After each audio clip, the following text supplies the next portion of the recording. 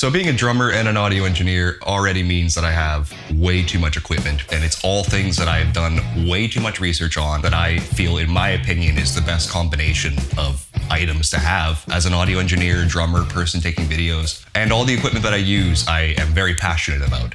I don't want to gatekeep. I want to share all this cool stuff with as many people as I can to let them know what is possible for them as well. So I figure I'd start doing a gear rundown of all the equipment that I have between drums, interfaces, the computer that I use, the cameras that I use, anything that I think is genuinely cool and would help you in your musical or video or audio recording journey, I'm happy to share. Now, I'm incredibly thankful to have unbelievable support from so many different companies in the drumming world, in the audio world, even in the camera world. But today, I wanted to start off by shouting out Xvive, specifically the U45 wireless in-ear monitor unit. I've been using this bad boy for the past year or so, and they've been incredibly patient waiting for me to finish this video in the 10,000 times I've scrapped it and started again. Before I got this, I was running 5 different U4 units from Xvive at the same time in Tess Anderson's band.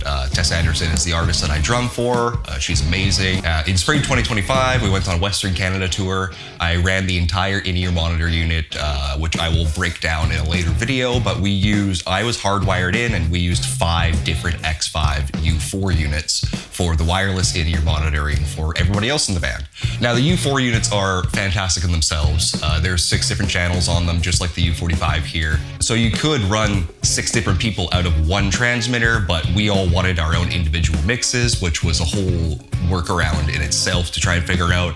Again, I'll break that down in another video, but we wanted to have individual mixes, so we had 5 individual receivers and 5 individual transmitters. Now, something that you run into with wireless units, especially if they all do run on the 2.4 gigahertz band, is you're gonna run into interference in a lot of different scenarios. You get wireless mixing boards, they use the 2.4G band. It's essentially what Wi-Fi runs on in a lot of different cases. You have limited amount of bands, and it's already something that is used in so many places, like bars, live event venues, like I said, with the live mixers on an iPad, or say somebody has a wireless microphone that's also running on that.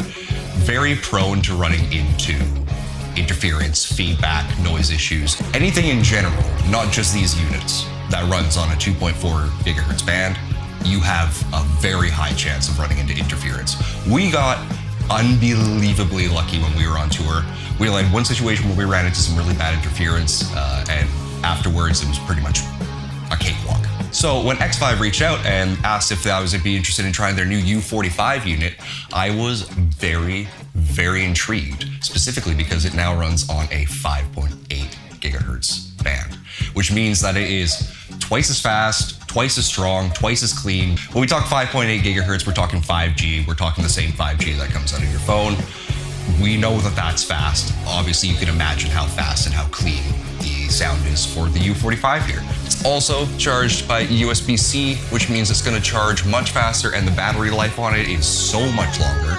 So now in live shows, I've been letting Tess use this, and we have 4 U4 units running at the same time. And what this has allowed is for us to also start using the Xvive wireless guitar units. We've been able to absolutely stress test this to the nines by the amount of shows that we've played and the kinds of different venues that we've run into. And while the others might still run into some frequency problems, some interference problems every now and then, so far, myself and Tess have been phenomenally stoked on how well the U45 has been working for us. While she uses it in the live show settings, I use it for myself when I go and present to schools. I do all of those entirely by myself, and so I need to be able to get up, move around at a moment's notice, and then get back to the drum kit very quick and have music playing in my ears with clicks and cues, etc. So having this in my arsenal allows for me to just have that extra length of freedom and to be able to really engage with the students and the audience that I talk to. I will note that this is a mono unit, so it does only pass mono audio. For live shows, I run a direct line in so I can hear stereo, but when I do my school presentations, mono audio is fine. So that is something to keep in mind, that this isn't a stereo unit, it is mono, but you can still get away with an unbelievable amount of clarity, space, balance in a mono in-ear mix. Once again, massive thank you to Xvive for sending this along, for being incredibly patient in getting this video made. I am so thankful that this exists. I highly recommend it to anybody out there who is looking for a wireless in-ear monitor that doesn't break the bank, but is something that is very clean, consistent, and pretty reliable.